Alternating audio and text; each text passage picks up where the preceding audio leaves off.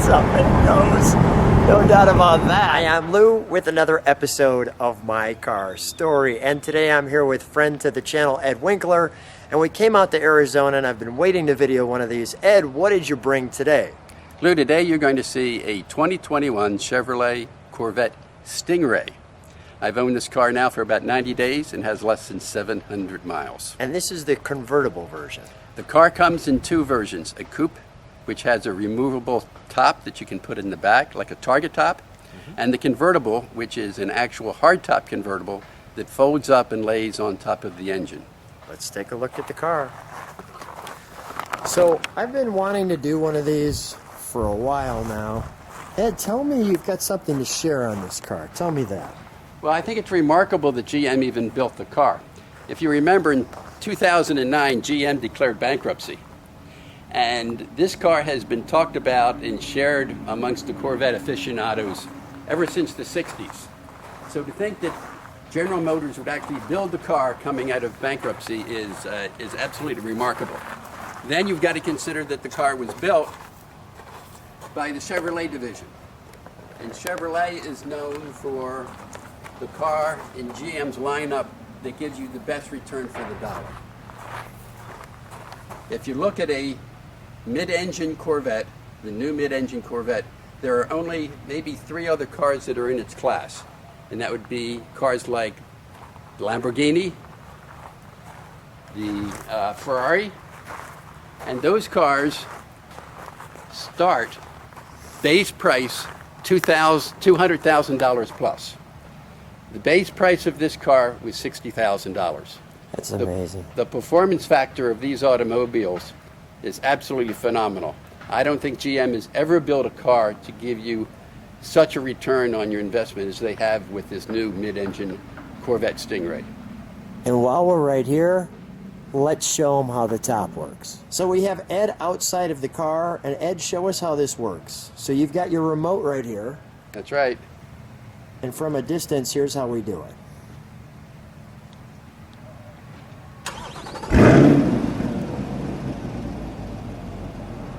The car fires. You can see the mirrors pull out.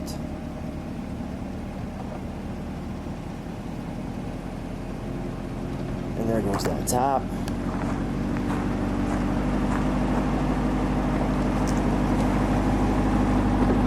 That's quick.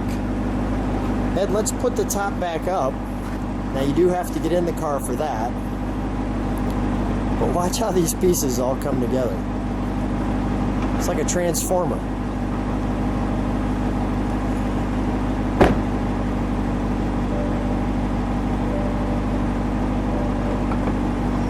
So you can see this gear here. This piece starts to open up. Notice these pieces pop down. Lines up quickly and comes down just as quickly. And the windows roll up for that. And we're back. So Ed, tell me a little bit about this front design. And I'll tell you myself, first of all, I know my son really enjoys this car because it looks like, when I saw it originally, I thought it was a Ferrari. I didn't think it was a Corvette. I had to get used to that. But that looks great. You might remember during the 50s, GM took on the tail fins, and they wanted the cars to look like a jet fighter. If you look at the front end of this car and you look at the front of a stealth fighter, you will see the same forms. Wow. So the design, the intricate designs of this front are that of a stealth fighter. Now I want you to look specifically at the front, what we call the frunk. It's not a straight line all the way across. It's a jagged line. And if I open up the front, you'll be able to see very readily exactly what those marks look like and how that design works. Well, let's take a look at our trunk and treats. So here we have our trunk and treats, or as Ed mentioned, our frunk and treats, because it's the front trunk.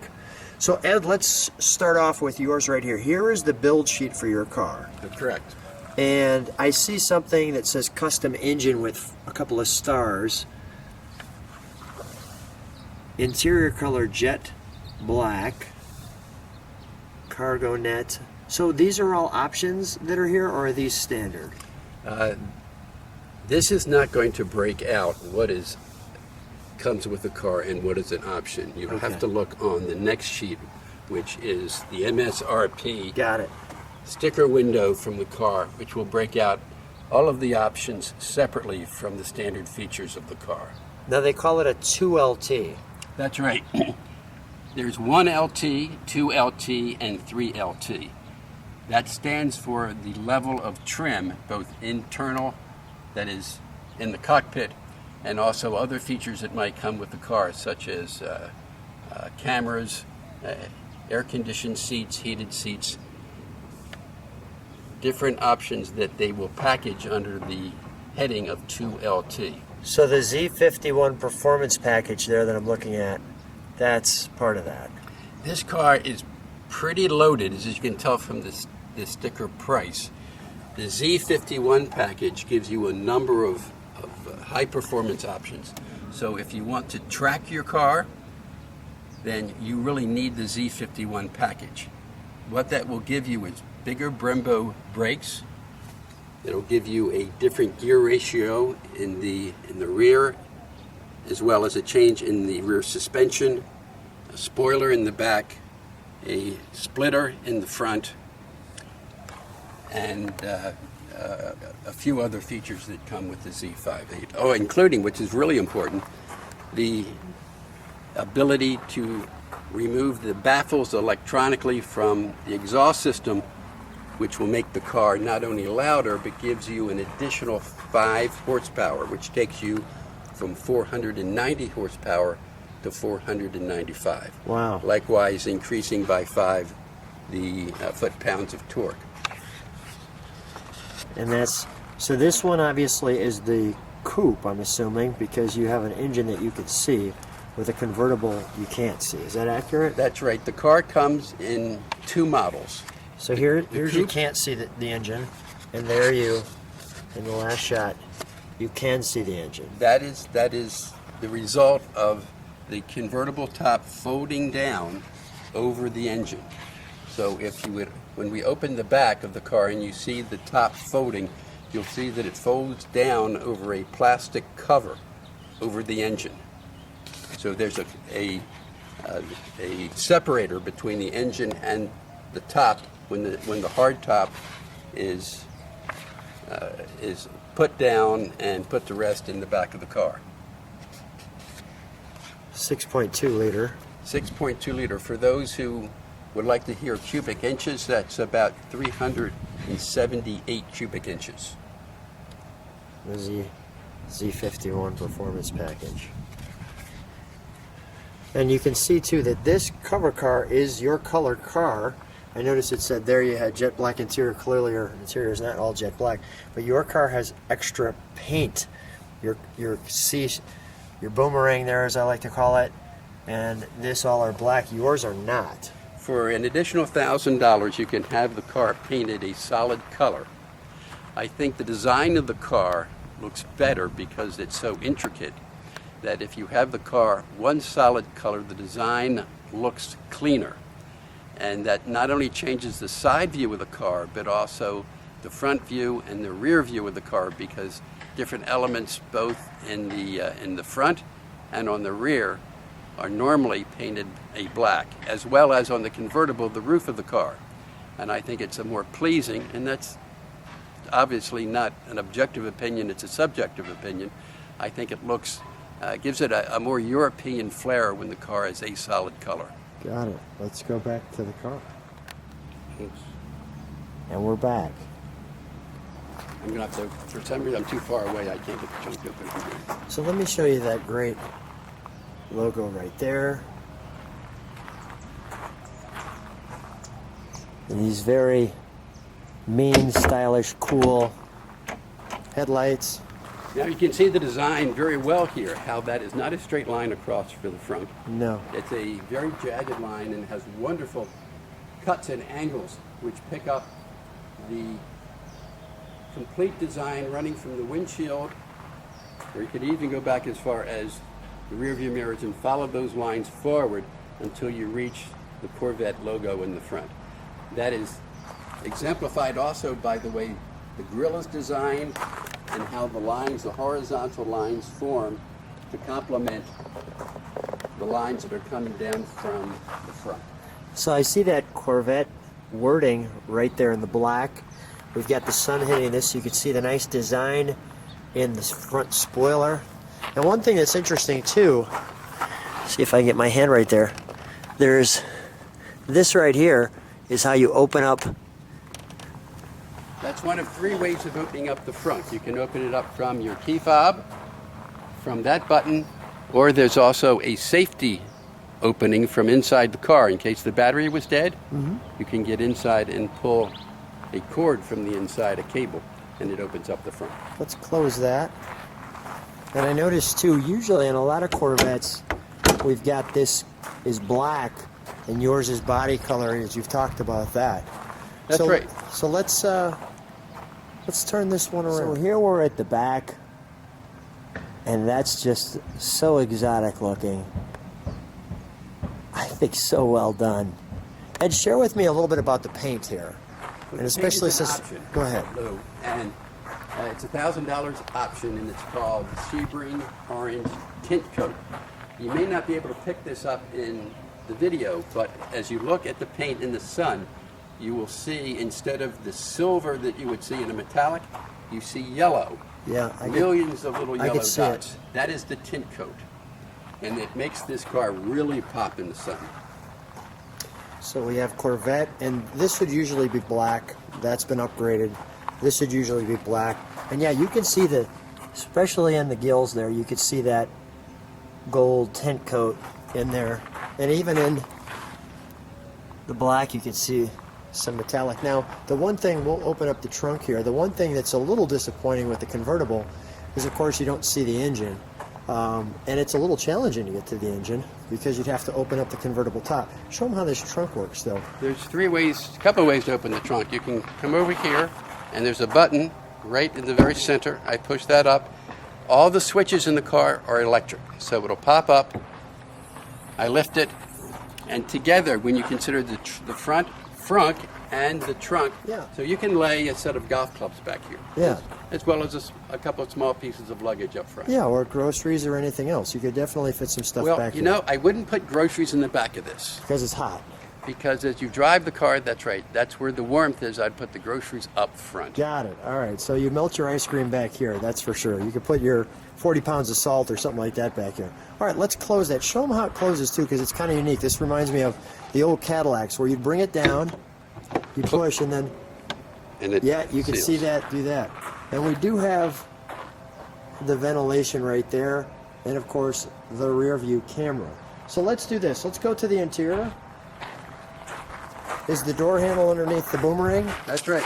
You reach right in here, pull this forward, Okay. and the door opens. And again, this boomerang, as Ed said, would usually be black. Well, let's just show that. Now this is the natural interior. As we talked earlier, this is the 2LT model. So there's 3 levels of trim for the interior, LT1, 2, and 3. This is the 2. It's basically a black interior with all of the accents in the seats being natural, and that is leather. The seats are also upgraded. The seats come in GT1, GT2, and GT3. These are GT2 seats. The GT3 seat is strictly a racing seat, and the GT1 seat is the standard seat that comes with the standard car. So you have all the options and all the upgrades for that. Let me just show people. This isn't an instrumentation. Let me show people the cockpit. Now, there was no manual on this, so there was no option for that, as I understand. Is that accurate? No, there is an owner's manual, yes. No, there's no stick shift, though. Oh, no, manual, no. no manual transmission. The 6.2 liter engine is attached to an 8-speed automatic dual clutch transmission. You'll want to put that seat back a little bit, Lou. That's a little tight for you. Just push the center bar back. There we go. It'll take you back. A 6'3", 6'4" guy or lady can fit in this with no problem. Wow, this is. I love that bar clearly separating passenger from driver. So you have the paddle shifts now, although you don't have the manual, you have the paddle shifts. What is this? Is that your top? Those are the air conditioning vents, and there's two on this side, two on the other side. They may be small, but I'll tell you, Lou, they are very powerful. Really? This thing cools down very quickly. You notice it's a squared off steering wheel, which is a little different from GM in the past and from Corvette. And when you talked about the piece between the driver and the passenger, that wall, that is all the climate control features. And once you get used to the car, you can basically operate those without even looking down. Let me have you jump in. There's even this nice cove right here. And I want to look over your shoulder. So Ed, now that you're in the car and you've shown me that you can turn this on just by pressing that without actually turning it on. And this shows you your cluster. This is your 8-inch display, very user-friendly, where you can go into all the different features which are on the car if you want to change those. So we've got probably a sport and a track, and what other things do we have? Okay, if you look down here, you'll see the little road. All right, that is the normal driving, and that is what we'll just call touring. There's a wheel right here under this little rest. Yeah. If I turn the wheel one click to the right, which is clockwise, and you watch, and sport comes up, that has just changed all of the settings, and there are about 6 different settings in this car that has changed. It includes the exhaust, the suspension, the brakes, the steering. All those now will become more sensitive, so when you're in sport mode, say when on a curvy back road, Sure. everything becomes more sensitive. If I take this same little wheel that's over here with my right hand and turn it one more click clockwise to the right, I will go into track mode. The screen changes, and now we're set up for the track. So everything has become very tight. The steering is going to be very tight, the brakes, the suspension, everything's been changed because all of these functions are electronic. So we can change those from one setting to the other. Now there's a couple settings people are not aware of. I'm going to take this same wheel and I'm going to move it back in the opposite direction or counterclockwise. And as I do that, I'm going to go back through touring, and now I'm in my mode. My mode allows me kind of like a menu to take any of the different settings which were in the other modes. Yeah. So I can combine settings from track or from touring or from sport, combine those different settings from brakes, steering, and put those in a sequence that I want to use as my mode and store that. I can even, if you look over here, have a different setting called Z mode for Zora Alkos Duntov, which is the father of the Corvette. And this is a second a la carte, if you will, menu for me to set up this car the way I want it. So I may have 2 custom settings, a my mode for, say, highway driving, and a my mode maybe for track, because I would like to track the car with certain features. So the car is very configurable to your kind of driving.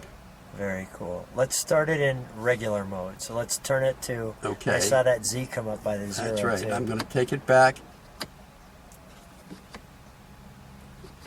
and we'll start it. There we go. That is touring mode, and you can hear the level of the exhaust in touring.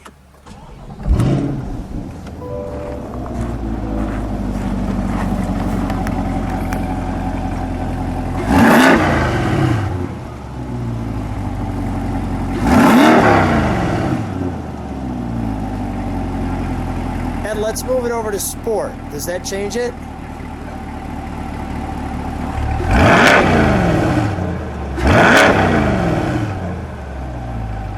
Crackly little thing.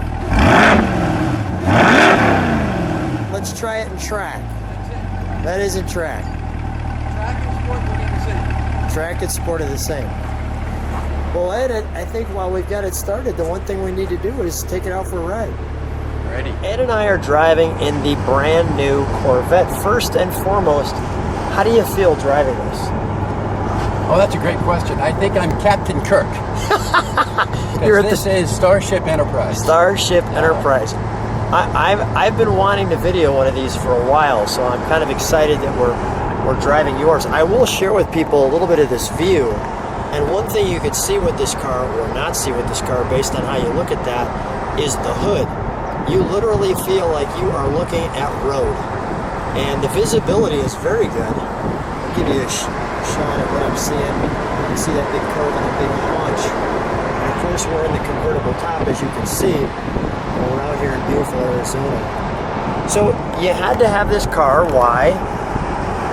Well, there was no risk in ordering it. I ordered the car in February of 2020, and I knew I couldn't get it for a year. It actually took 13 months to get it. And as soon as I took delivery of it, if I wanted to sell it for more money than I bought it, I could do that. So there was no risk in buying it.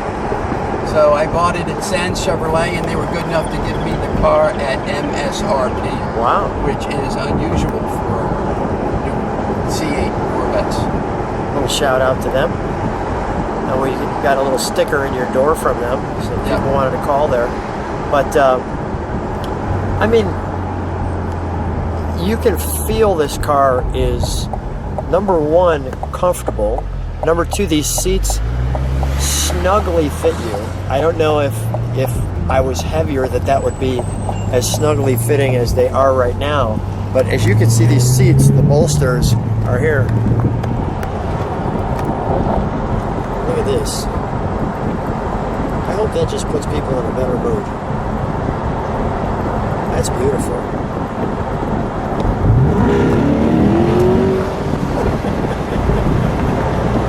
Poor kids, we can't help it. That was nice. Obviously doing the legal speed limits, as you know.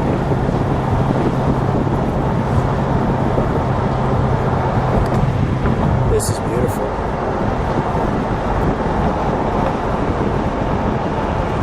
Yeah, you feel good in this car. I mean, you just feel better. Like, I don't know if I had any ailments or anything like that, but I'd be feeling better if I had any ailments. Well, you sit very low in the car. Yeah. But these seats are so well bolstered that they hold you in very snugly. And since you don't have a long front end, though we talk about large, this car is 15 feet long, 15 feet plus. And wide, it is over 6 feet wide. So it's not a little car, it's a big car.